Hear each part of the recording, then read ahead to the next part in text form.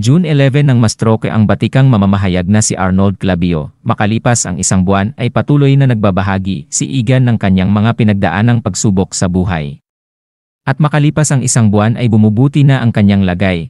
Ayon nga sa kanyang latest post, "Hello world, smile lang at sa sandaling panahon ay magkakasama ulit tayo. God bless po lahat ng nag-alay ng dasal para po sa akin. Ingat kayong lahat. Another day, another life, another blessings." Dagdag pa niya.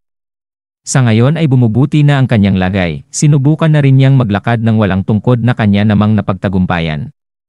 Patuloy pang nagpapalakas si Egan para manumbalik ang kanyang dating lakas ng pangangatawan, at nang muling makabalik sa kanyang trabaho at patuloy na makapagbigay ng inspirasyon sa publiko.